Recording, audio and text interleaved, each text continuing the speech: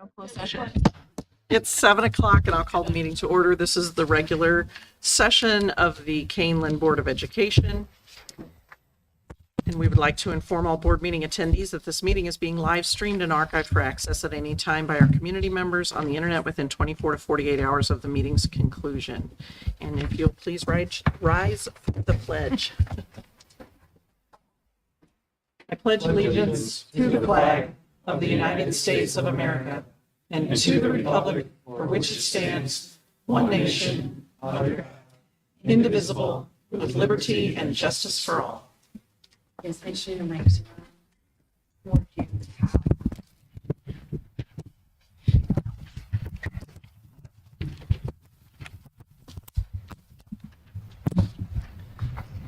Okay, and roll call, please. Mrs. Witt, Here. Mr. Carey, Here. Dr. Waller, Here. Mr. Mankowski, Here. Mrs. Simmons, Here. Mr. Gonzalez, and Mrs. Jones are absent. So with 5 members present, we do have a quorum.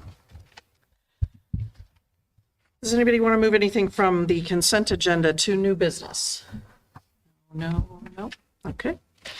Seeing none, we'll move on. We need to approve tonight's agenda as amended. We added changes in H3 to the approval of personnel, and we added changes in new business. 4 and 5 have been added. So those are the changes, and so I'll entertain a motion to approve the agenda as amended. So moved. Second. And a roll call, please. Mr. Carey, Aye. Dr. Waller, Aye. Mr. Mankowski, Aye. Mrs. Simmons, Aye. Mrs. Witt, Aye. Motion carries 5-0. Move now to board and superintendent salutes, and I'll turn it over to Dr. Layton. Thank you. This is annually the meeting for about the last 4 or 5 years that we have taken a minute to appreciate Mrs. Fran Eggleston and her work with the Elburn Lions.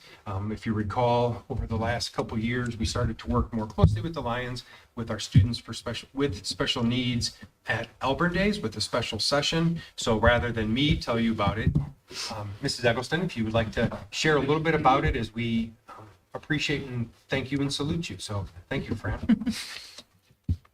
Good evening. It's good to see everyone. I did want to just say that I have been honored to be able to work with the Elburn Lions as a conduit to their wristband session. I think this was my 6th year that I've had the opportunity to do this. If you don't already know, the Elburn Lions puts on a wristband session for students who struggle with the ability to participate in a carnival-like activity because the lights are too bright and the noise is too much and there's too many people there. So they do a 3-hour session for our students, and the first hour is typically carnival-like games, and then the next 2 hours they open it up for rides. We've been very fortunate to have the Hope students from Kaneland High School participate in and helping, along with many other staff members. And I think this year too, we did have a couple students from the National Honor Society as well. So we were grateful to have that amount of help. We were expecting approximately 400 family members. I forgot, it might represent 70-some families, but they open it up to students and their family members and their extended family members, and it's free of charge. Unfortunately, we didn't have very good weather, so those of us or those family members that chose to come out, we still had a great time. And the first hour we were under the tents in the rain, but the kids still played a bunch of activities. And then at 10 o'clock, the park itself opened up with the food and so on. They made the decision, unfortunately, that due to safety that they wouldn't be able to open the rides, and that was unfortunate. But I am going to say our families very much understood, and I honestly felt like they had a real nice time visiting with one another. Hopefully, Ryan, you can attest to that because he was there too in the rain. So, I'm very glad that I had the opportunity to help the Elburn Lions in this way, and I am so thrilled that they give back to our community in this way. So thank you to our Elburn Lions.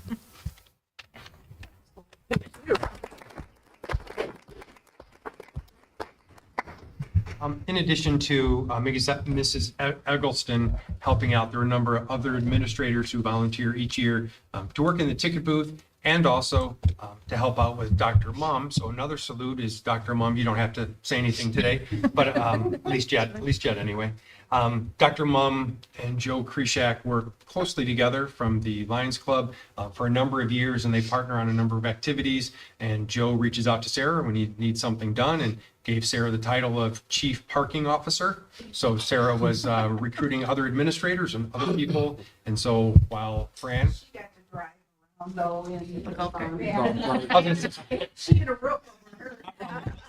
gonna say, like, Fran was able to get underneath the tent to do some work. Some of the parking volunteers did not have a place to go under a tent. But so thanks to a number of our administrators that helped out, and Mrs. Eggleston, the Lions, and of course, Dr. Mum. Thank you for making it a successful successful weekend for our students. So thank you. Thank you.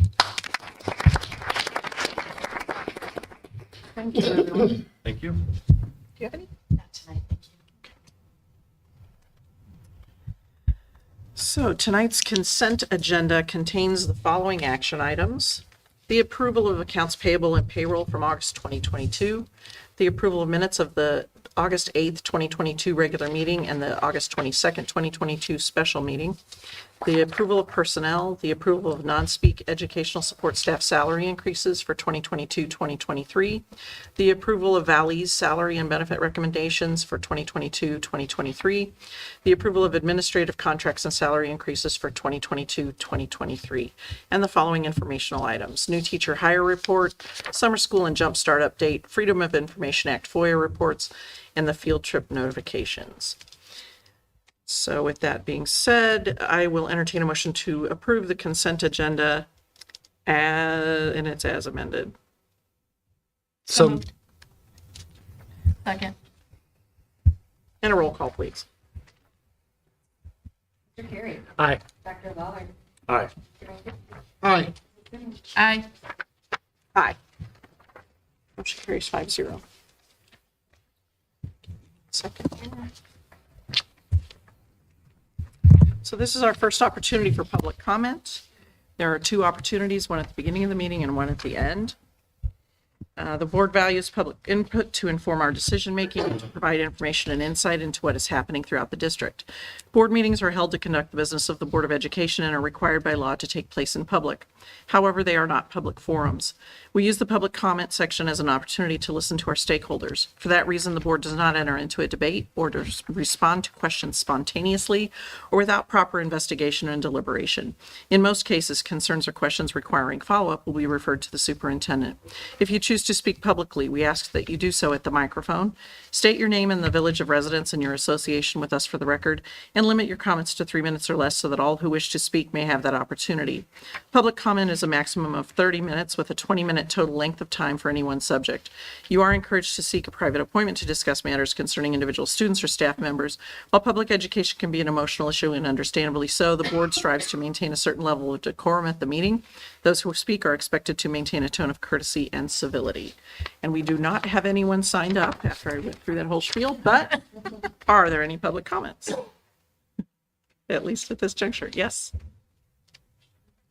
Sure.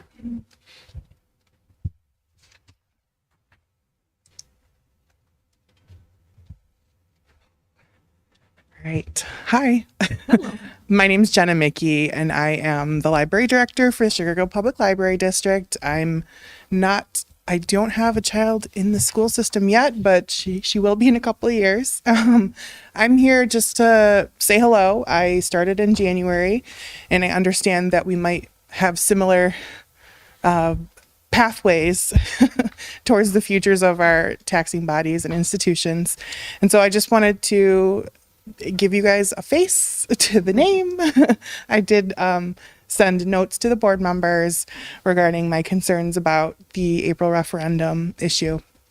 And so I'm not here to say too much except for hello, and so you know who I am.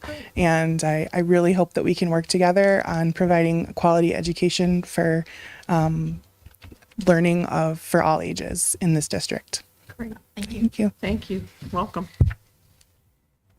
Are there any other public comments? Okay, seeing none, we'll move on to new business. The first item under new business is the discussion of the master facility plan and community engagement process. We have previously spoken about this at the last meeting, and we tabled it because we had missing board members. And here we are again, and we have 2 missing board members. We can't keep kicking it down the road forever, but I do believe that going to referendum is the most important decision board members make. And I really, really would like everyone here. I don't know how everyone else feels about it. I think it's important to go to the community as a unified, if we were to agree to do it, it's best to go with a 7-0 vote. Otherwise, it affects the success of a possible referendum. So I would suggest that we table it again, one more time, and then, before the next meeting, we just really need to have everybody make a Herculean effort to be here. I'm not saying people, don't have legitimate reasons not to be here. It happens to all of us.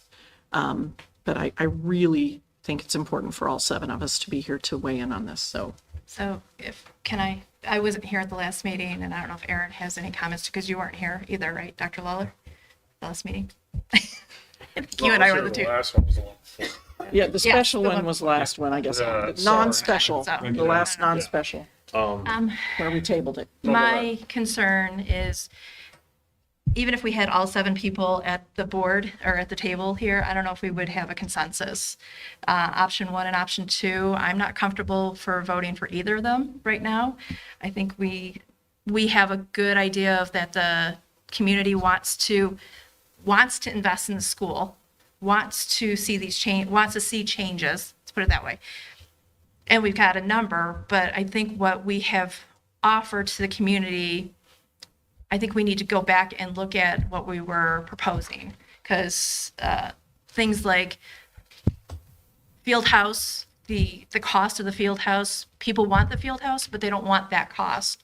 And we've been told that there's potential that we could cut back on that cost. So what does that look like? So To me- our architect, this is the discussion that I was thinking we should not be having without the other board Yeah. members here. Yeah, so that's why I'm just wondering because if we table, so my question to you is, Yeah.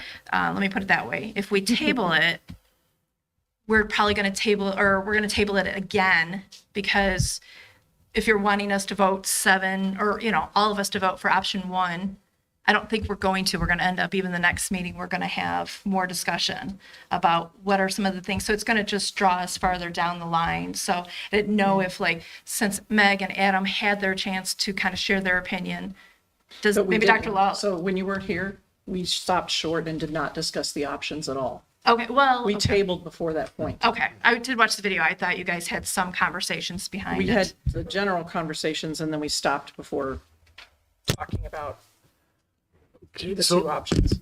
May I suggest, are there questions or information that somebody may like brought back for the next meeting that would help? Or if you want to think about it and email Dr. Layden. That I mean, works if too. we agreed to. I'm fine table with it again. tabling it, by the way. It's, Yeah. And I'm not saying that there's a foregone conclusion either way. I don't even, my own opinion, I'm not even certain, which, if the options, I'd like to hear the discussion before making a decision, but it is highly possible that we would decide at some point to, on whether or not to go to referendum, and then for how much and for what purposes. And all of those questions, I think, require everybody here. But Yeah. I don't know what the administration thinks. Dr. Layden, do you? I would concur with the importance of a referendum being community-wide, to have all board members here to be able to have the discussion, whether there's a unanimous vote, a consensus vote, whichever there might be. I just think the value of having all 7 board members at the same time, rather than sharing thoughts from previous meetings and then Right. at the next meeting, thoughts from this meeting, if all 7 board members can be there would be And to Preferred. that point, we are not up against a hard deadline nearby. Right Within the now. Our deadline is, I believe, it's not until January. It's January January. 15th or January. 16th. So it's- we- Yep. this is not something we don't have time to do. We can. I mean, it is a huge thing to have to get the committee together and the work that the free work they have to do. They're gonna, if we went to referendum, there would need to be a lot of lead time. Right. But you're right, we don't have like that same deadline. I would move to, Pending. I will move the table for question at this time. Is that a formal motion? Formal motion. Yes. I'll second it. Any further discussion before we vote? Just make sure you email questions, I guess. Please, any questions that you have, any other additional information that you need, Because let us know. I would hate to get stuck on, well, I need this when we do have that discussion and push it to another meeting. Because I don't know if somebody wants the Right, attendance reports or whatever it is. That's all. right. It's also helpful to know too, in case we have Mr. Critta from Wold to come, architects or financial, anybody else that we need here to answer those questions with enough lead time, we can make sure we do that. Okay, so the motion has been made and seconded. If we could have a roll call, please. Dr. Lawler, Aye. Mr. Kankowski, Aye. Mrs. Simmons, Aye. Mrs. Smith, Aye. Mr. Terry. Aye. Motion carries 5-0. The second item in new business is the remote learning on emergency days. Yeah, thank you, President Witt. It seems like when it's 80 degrees and sunny out, it's not the appropriate time to talk about snow days or emergency days, but I figure we should take care of it now, then that way, once we have our plan in place, that we can then make sure we communicate with our families, communicate with our staff, and make sure the expectations are known. If you recall, last year, coming out of last year was the year following the hybrid model. We did not use remote days for emergency days. The 2 or 3 that we had, we did true snow days and added those days to the end of the school year, because coming out of the hybrid model, the belief and the value at that time was to be in person as many days as possible. And as we continue to become experts at one-to-one, as we continue to work on keeping continuity of curriculum from quarters, semesters, and school years, we have a few changes that are recommended for this year, or primary change that's recommended as far as remote days. So with that, I'll turn it over to Dr. Mum and Mr. Raleigh. They can walk through it, and then I can answer legal questions that you have, ROE preferences, those kinds of, that kind of feedback that I've also received. Thank you, Dr. Layden. We're going to walk through a little bit of the highlights of what this plan would look like, and then share what our expectations are for students, families, and teachers. Please know that if this plan is approved and this is what we do moving forward, there will be more extensive communication that comes out to our families and to our staff. This is just some of the highlights that we were able to garner from documents that we've been working on and working through over the last few months. But ideally, as Dr. Layden had shared, these remote learning days would be in lieu of our typical or traditional snow days or inclement weather days. Those have been anywhere from cold days to snow, but when we cannot get to the building, those days were called. It was a non-attendance day, it was a non-work day, and those days were made up at the end of the year. In looking at this, we want to make sure that our teachers and our staff members and our community is best prepared for a day of learning. We want that continuity to continue for days when weather keeps us from coming to the buildings. So as we've progressed, as we've gotten used to our devices, as we've gotten used to Chromebooks and Canvas and learning in that mode, our recommendation is to use these emergency days with a few caveats to that. So knowing that there is some necessary time to prepare for these, we have had discussions with our collective bargaining unit and with our administrators and really looking at a timetable of 8 p.m. If we can listen to different meteorologists, different weather channels, and decide, and the evidence is showing that inclement weather is on the way, and we can make that call by 8 p.m. the night before, we have thought that that would be enough time for our teachers to get ready to teach via Zoom for 2nd through 12th grade, and we'll talk a little bit about those differences between 2nd through 12th in our early childhood, kindergarten, and 1st grade classes. So if we can make that call the night before, we would share that call with the community, and the next day during regular school hours would be a remote learning day. So it would count as an attendance day, but it would be a remote attendance day. Learning would happen as close to the natural progression as they would should students be physically in the building. And know that per state law, and Dr. Layden can elaborate on this if need be, we have 5 of those emergency days. Those days have not changed. So we can still use those. And we would use a traditional emergency day, a school closure day, if that weather was unexpected and it came through after 8 o'clock. If it came through at 2 or 3 in the morning or 5 or 6 in the morning the following day, we would then call that as a typical or traditional emergency day. It would be non-attendance, a non-learning day, and then that day would be added on to the calendar at the end of the school year. The intent of that day, as we share through some of these expectations, is to replicate the learning day as closely as possible. As we've progressed with our one-to-one, as we have been able to get and secure more and more devices for our students, we are looking at 2 groups for learning, or 2 different types of learning. Our EC, our early childhood through 1st grade students, do not have a device that is assigned to them, a one-to-one device. So what some of our teacher leadership groups have been doing over the last couple of years probably have been really looking at what the typical activities around inclement weather months look like, and they have built what we deem blizzard bags, and they've started to put the physical materials together for what students typically learn around those times. Those are easily distributed should we know, again, if we're looking at the weather and we have an idea, those can be easily distributed to our students, and they would be able to work on those that day at home. So it's not relying on Zooming or having a Google Meet with their teacher. We do now have one-to-one computers down to 2nd grade. That has expanded. It was originally 4th. We do have those down through 2nd grade now. So with our 2nd through 12th grade students, the expectation is that it is going to be a typical day. Their teachers will have a Google Meet link posted, and the students will be able to access that, and they will work with their teachers through the typical school hours to access all of their core subjects. If there is a need for a student to be absent during that time, just like they would typically call the attendance line, that procedure would stay in place. So if a student is ill on a remote learning day, if there is connectivity issues and technology issues, if the computers are not working, those families can call in to the attendance line at their building, and that would count as an excused absence for that day, and they would follow the typical procedures for making up that work that was done.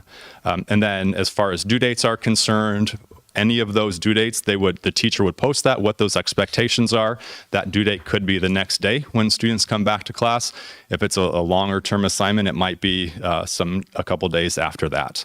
But we want to replicate that learning experience as much as possible when we do come back. So they're not feeling like they had a day off, they missed things. We need to review a little bit. When we get back into class, we want that to be able to continue throughout while they're working from home. With that, if there's any questions so far, we'll have questions at the end as well. Yes, Mr. Carey? Okay, I'm going to turn it over to Dr. Mumm. Awesome, thanks. A little bit shorter than him. The teacher expectations, we've really worked on trying to replicate, like Mr. Raleigh said, the actual school day. So the teachers will be following their regular schedule. If they teach period 1, then they will get on to Google Meets period 1. They will engage with the students up to at least 60% of the time of a typical period and allow some transition time, also some time for question and answer and discussion. All of the teachers, 2nd through 12th grade, will have any materials that the students are asked to access posted on Canvas prior to the period or the time frame that they need to engage. At the elementary exploratory, teachers will use the same Google Meets of the I guess, group that they have. So if I have mom 1st grade, my art teacher would be using my Google link so that the students don't have to flip back and forth to multiple links for our elementary. Like Mr. Raleigh said, our early childhood through 1st grade will have blizzard bags. We have all the resources ready. It's just a matter of printing and deciding out of the pool of lessons that we have written through our Educator Advisory Council which exact ones we want to send home. We intend to remind staff right around that Halloween week into the 1st week of November, go ahead and start pulling and prepping, knowing where you are in the sequence. In some cases, it may be something that they previously taught in person. That's a good review for the student on their reported standard, or it might be a preview for something that they're going to teach coming up. We hope to send the blizzard bags around that parent conference time so we know they get safely tucked away somewhere at home. We'll try to remind parents where they are and have extras if we know that date of inclement weather might be called that they could take closer to the time.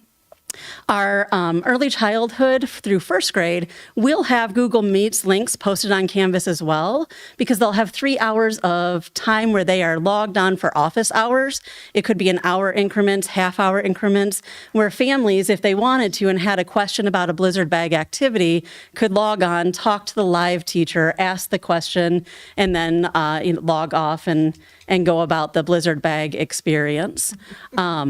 The 2nd through 12th grade will have everything posted again prior to that period with all links as well. We have made a common template for Canvas this year, so it should be very easy to access no matter the teacher. All of the templates for the welcome pages should look very similar to each other.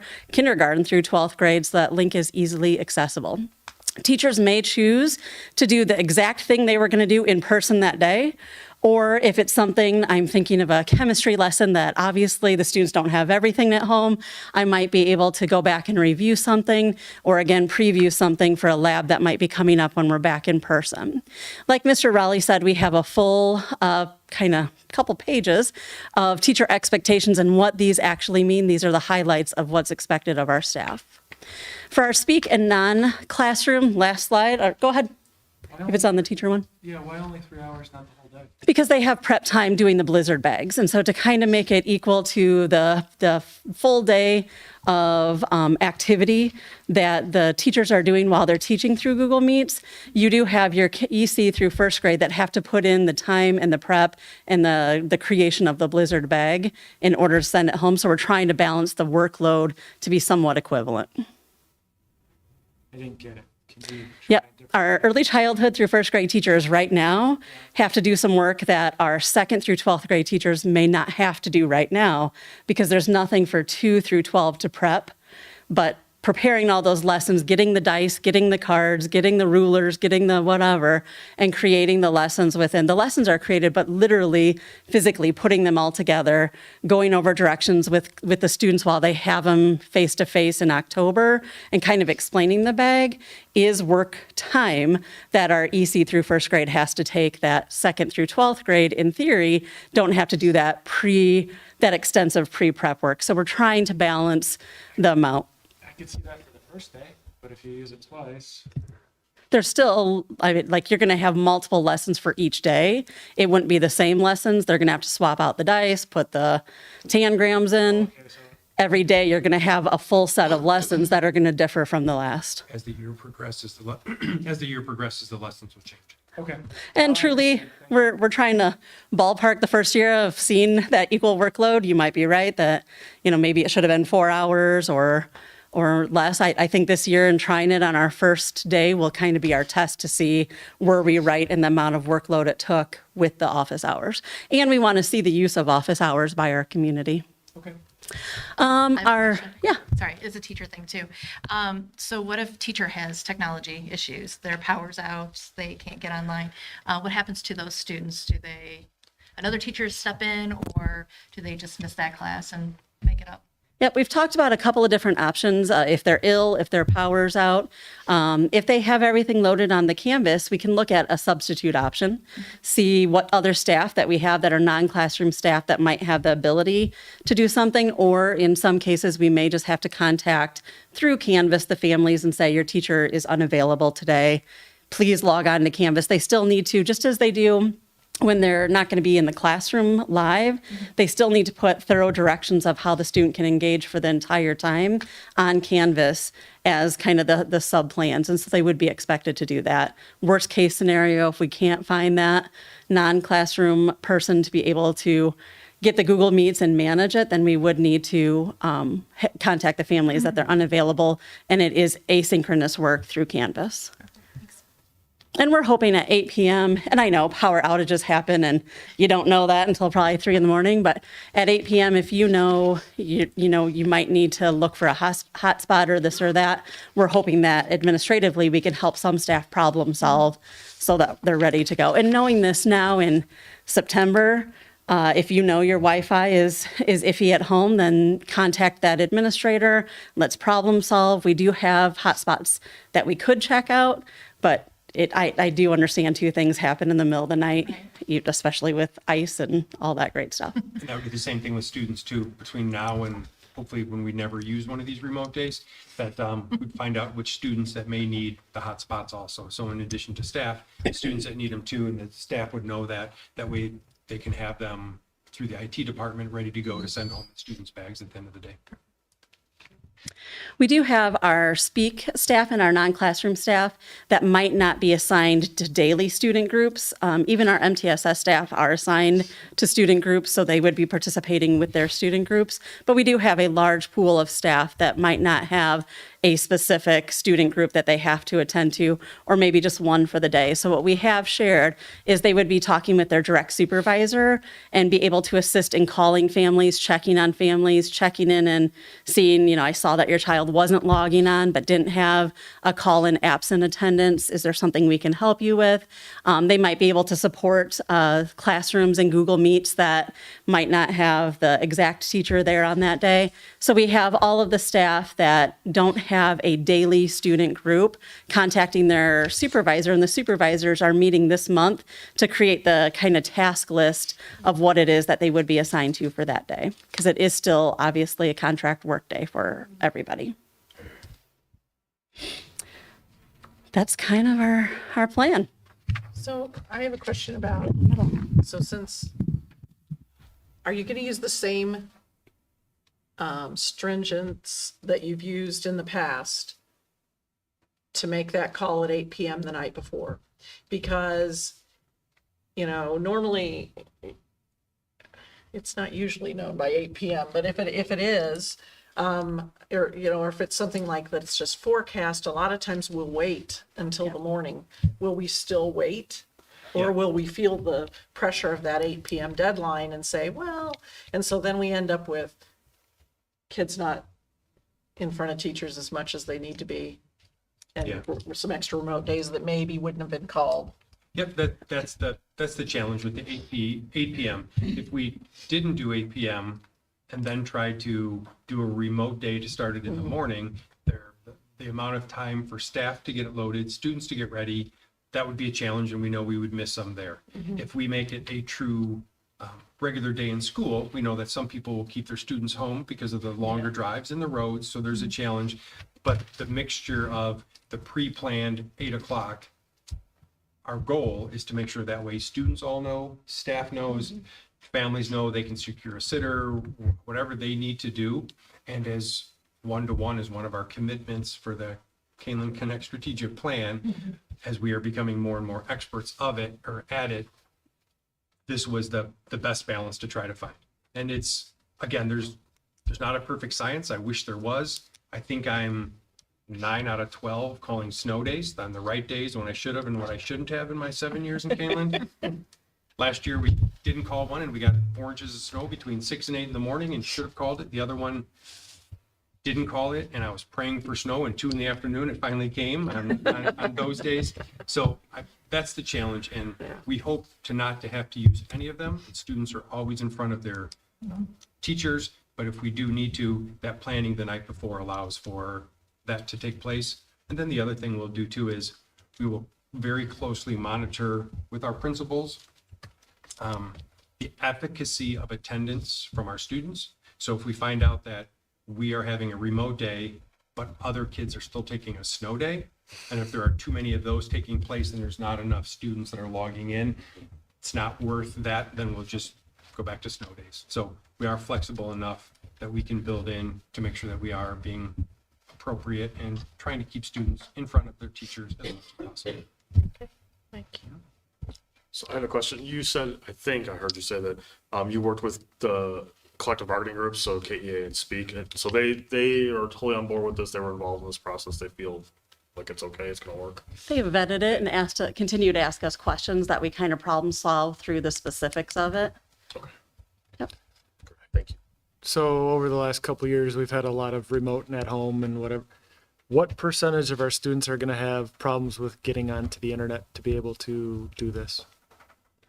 By building, we have an idea from those last 2 years of who couldn't. We were able to lend out some hotspots.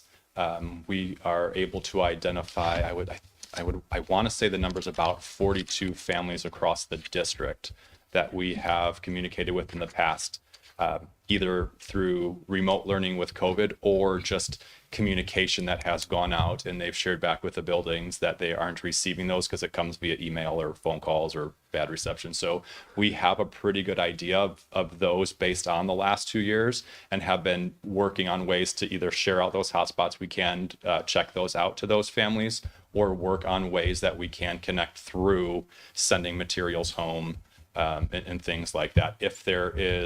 If we go through all of the options, if they are unable to connect to a hotspot, if they're unable to access any of the technology, if they forget their Chromebook at home, finding ways to allow them to have physical materials the next time they're in class. It's not ideal, but we do have a pretty good idea of those numbers that weren't able to access from the last couple of years.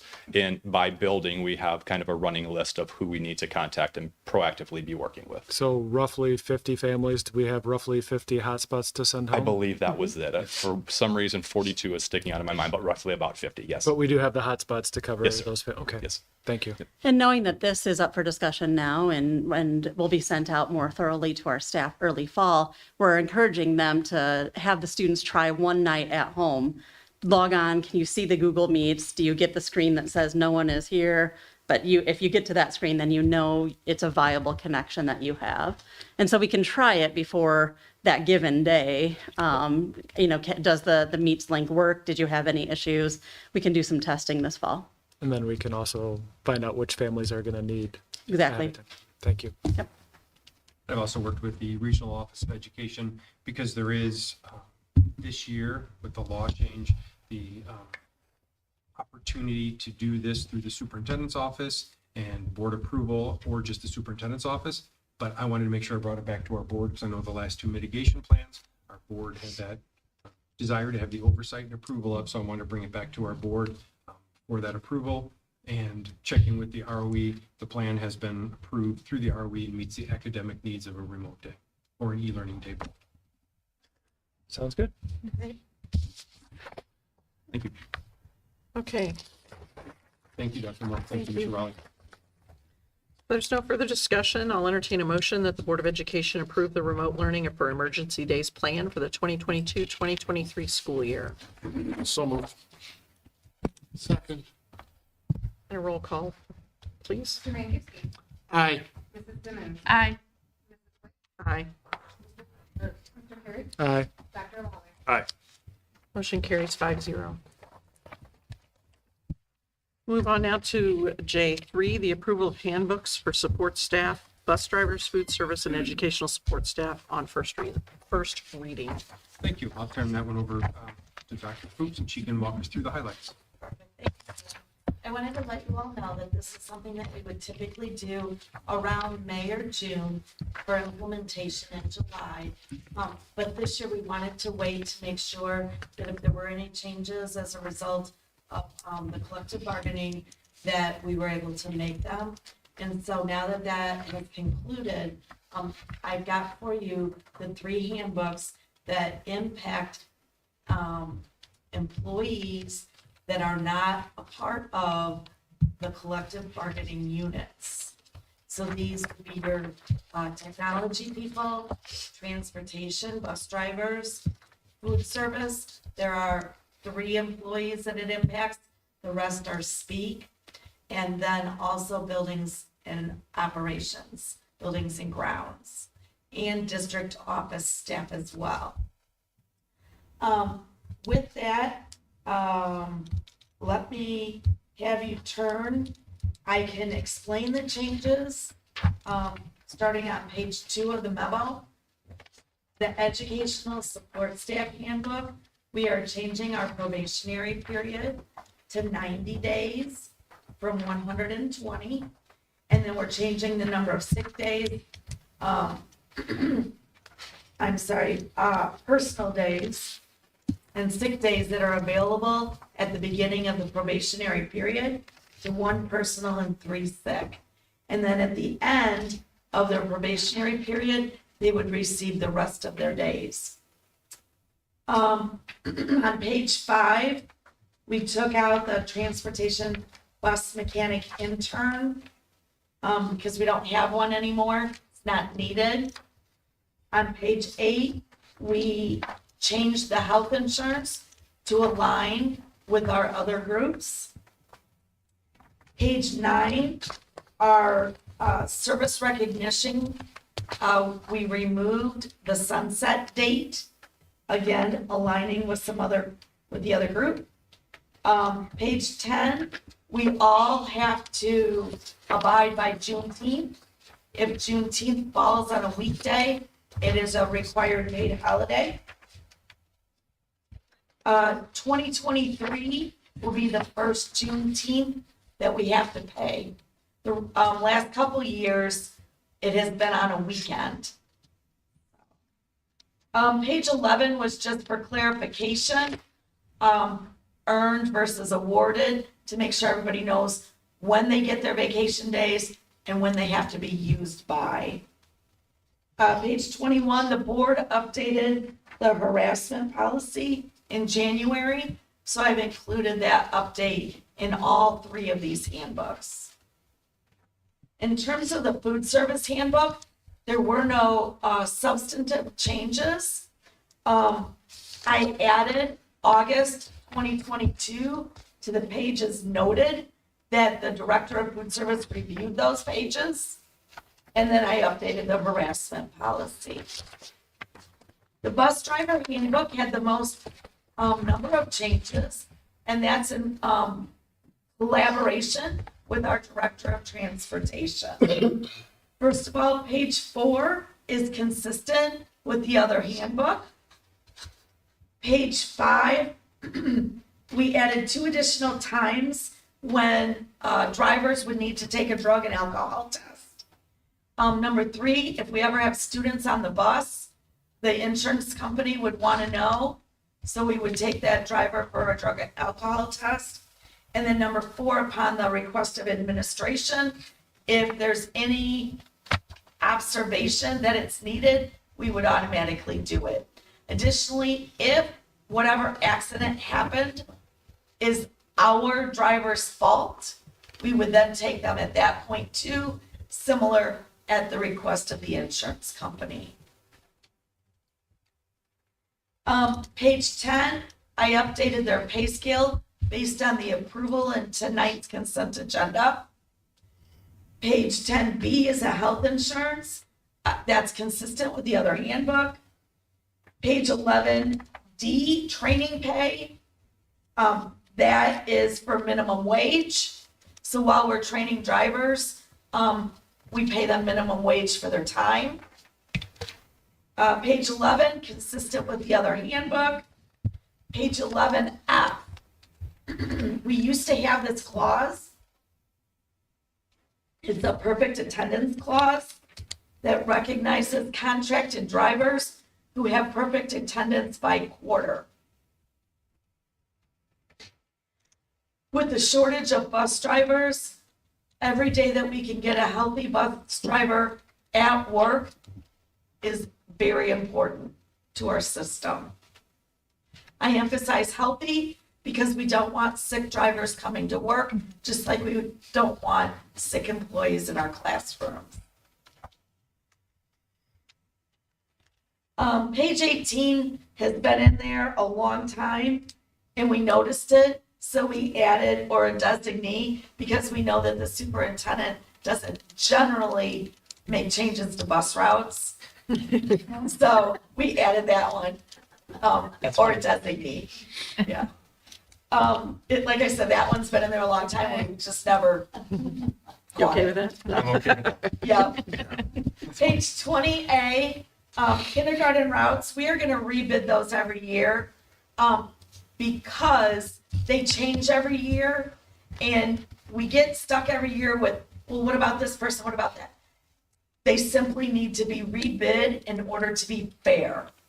Because kindergarten students, the half-day ones, they're door-to-door service, and every year it's a different door and a different route. And so we want to make sure that our drivers have a fair opportunity.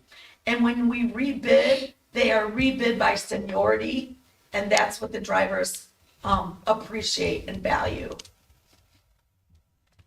Page 28L, we are removing the language in the handbook that allows bus notes.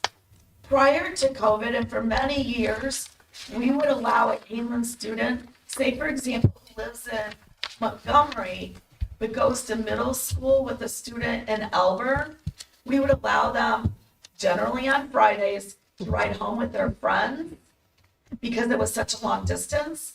If both parents brought in a note, we are no longer allowing that practice. COVID stopped the practice, but now our bus routes are generally really full. And so we don't want to get into a situation where you've got 2 or 3 fronts on a bus, and now the people that typically ride the bus don't have room on the bus. And so for a little while, until things normalize and stabilize, we have removed that language. Has that been communicated to parents that that's not coming back?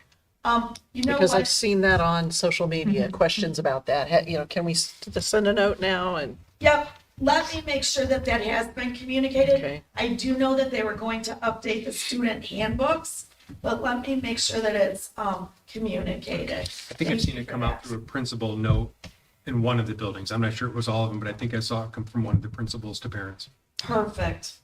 I'll double check. Thank you. And lastly, the harassment policy again was updated in all 3 handbooks. So if you'll recall, this process is similar to our student handbooks, where we asked the board to approve it upon first reading, but a handbook takes 2 readings. And so if there are no changes, we would bring that back in consent for the second reading. I believe when I bring it back in consent, there may be one additional change. We're working on a language update with Speak. And so if that comes to fruition, you may see something similar in here, but I will note it in the consent board report. Once the board approves it twice, we'll make sure that all affected employees have the information that you've received tonight in terms of changes. okay. Questions? Everybody good?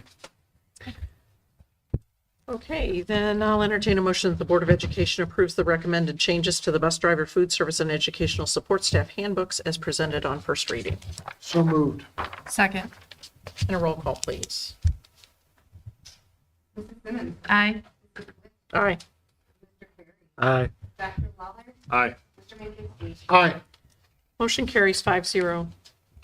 We'll move on now to J 4, which is the approval of the resolution providing for the issue of not to exceed $1.3 million in taxable general obligation limited tax school bonds for the purpose of increasing the working cash fund of said school district and authorizing the proposed sale of said bonds to the purchaser thereof.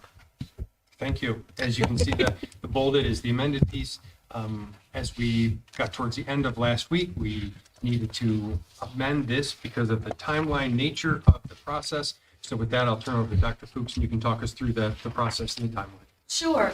The board's done most of the work so far on this. This is the next step in the process. I did not reattach the calendar, but we're getting close to the finish line. So the first board action that you all took was your intent to issue the bonds. Then you held a public hearing. This is the resolution to actually sell the bonds.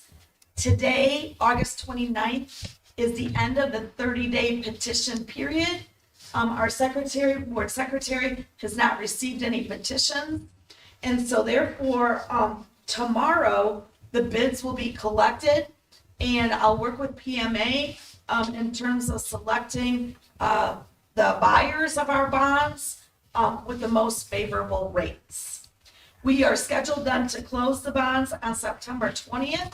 In the Friday update and/or at the next board meeting, I can report on the bond sale. If you'll remember, it's a 30-day working cash bond, so everything happens very quickly, and then we'll be paying the money back with the accumulated funds in our bond and interest fund, which have accumulated over a long period of time, both by interest and by the loss collection rate of 1% that Kane County adds each year to our fund. Has there been an indicated rate based upon the Dutch auction so far? No, No, It- no indicated rate so far? nothing yet. Because we have to wait until after the petition period. Just for those following along at home, this is not a new tax. We're not changing tax rates. We're not, Correct. Thank you very much for reminding us. No, this will not increase anybody's taxes. This one is simply a restructuring of the money that's already in our funds. And the reason why we want to do it now is because we have so many capital needs. It's going to help us next summer when we do our capital, some of our capital projects that need to be done. But it does not impact the current taxes. and even though it's called selling bonds, we're not actually going further into debt. We're just rearranging money that's already in our funds. Right, and that's why it's a 30-day. It's not 20 years or anything like that. Okay, thank you. Yep. Anyone else? I just want to clarify that on the agenda, it's missing the word exceed. I read it with the word exceed. Oh, you though. did add it in there. Okay, I just want to make sure in case Yeah, somebody saw it later, but it is right. and Julie and I talked about it before the meeting, so Okay, I made sure that was the word that was supposed to be there because perfect, thank you. she helped me with that one. So, if there are no further questions, I'll entertain a motion that the Board of Education approves the resolution providing for the issue of not to exceed $1.3 million taxable general obligation limited tax school bonds for the purpose of increasing the working cash fund of Kaneland District 302 and authorize the proposed sale of said bonds to the purchaser thereof. And I'll make that motion. I'll second it. And a roll call, please. Aye. Mr. Perry. Aye. Dr. Lawler. Aye. Mr. Mankowski. Aye. Simmons. Aye. Motion carries 5-0. So our last item of new business, J5, is the approval of the Special Education Due Process Settlement Agreement. Did you need to say anything about this, or it's the one we discussed in closed session? We've already discussed it and had Yes. kind of a straw poll, and so we need to formalize that vote in open session. Correct. So if there's any discussion or any questions on it, we'd have to go to closed session to have the conversation, but all action takes place in open session. So does everybody remember the? I'm good, but you weren't at the last meeting, Steve. Right. We both were.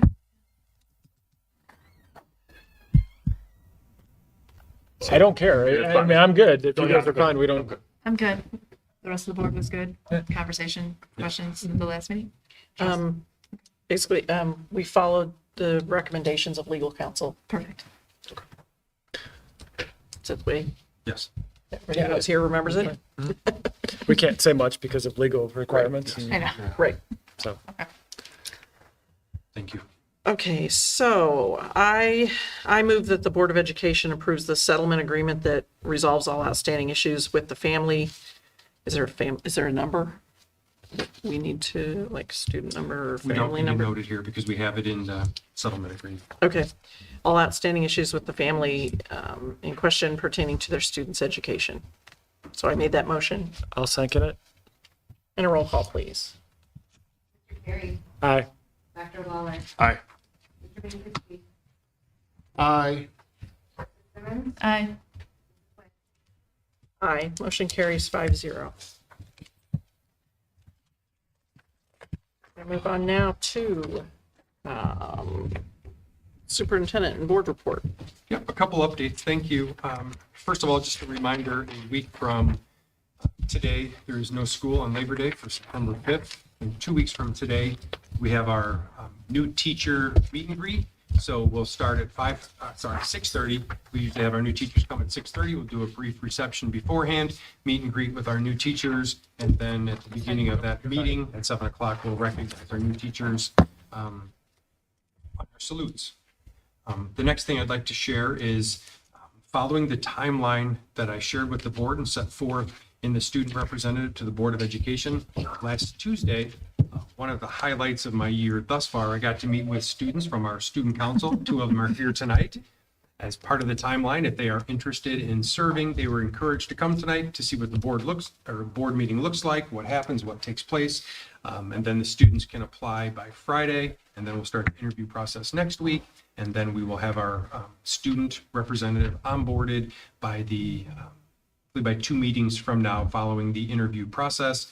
And I was just, as I went through the agenda tonight, I was thinking about the remote learning for emergency days, and that would be a wonderful topic to prep one of our students in advance to give feedback, what they think, what they experienced, how they learned.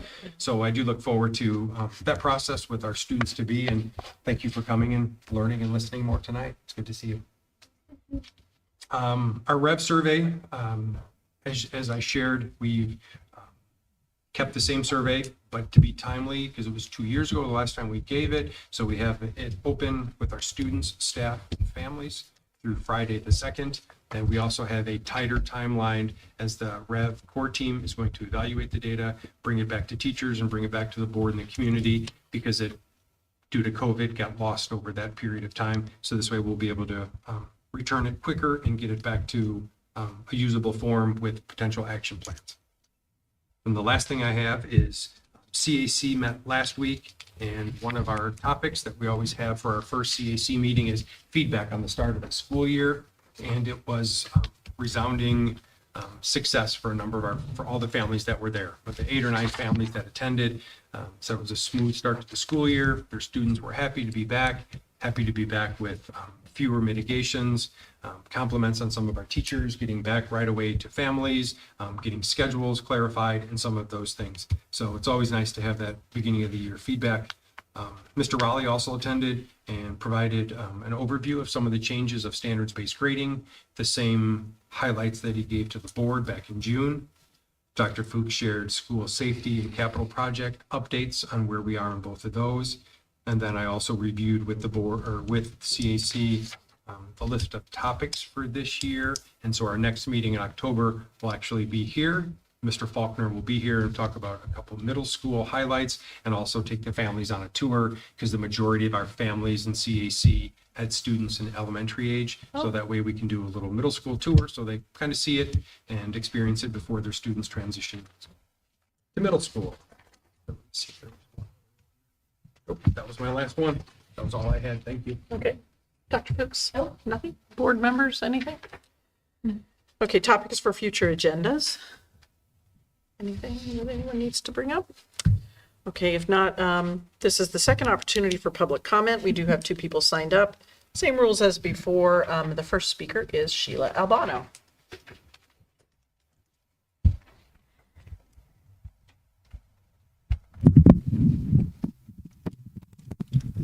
Okay. Hi, hello again. Sheila Albano from Elburn, former graduate, parent, whatever you want to say. I've been up here before to comment quickly on the facilities referendum, or as it may be or not. And I know you can't answer me, so I'm not asking you to, but one of the things that has been said several times in the community committee meeting that we had and some other interactions that I've had with people is that the plans that were put out in spring of 2021 were concept plans on purpose. And when we were doing the surveys, that there was a reason that we weren't talking about specific details to various things. But since then, I've not been able to find out from anywhere or anyone when exactly changes those concept plans might be discussed, or who's going to discuss them, or where it's going to be discussed. And since you're looking at more conversation when you have all 7 of you together, my request is that if you guys can, 7 of you can talk amongst yourselves, as is legal, when that might happen, or to let us know, or to reach out to us, or put it out somewhere so that the community knows when that comment time period can be. I feel very strongly you need some changes to what is currently there. And if you're going to get a committee together that's not going to be you, can't be you, to push it, then we have to be able to sell it and feel good about it. And it is not currently in that spot.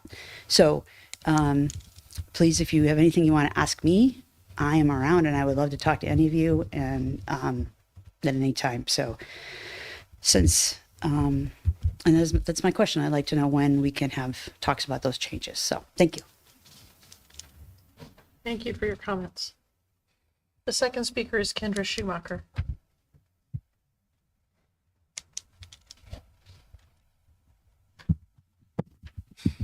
Good evening.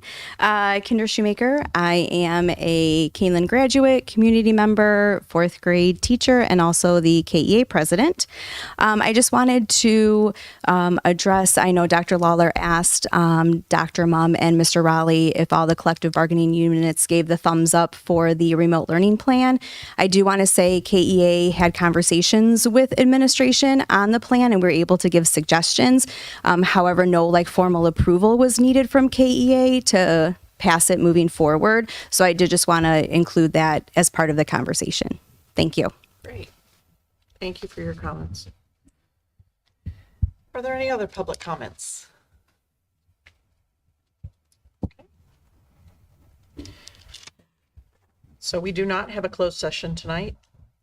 So after the vote to adjourn, the recording of tonight's meeting will be concluded. And I will entertain a motion to adjourn at 8:03. So moved. Second.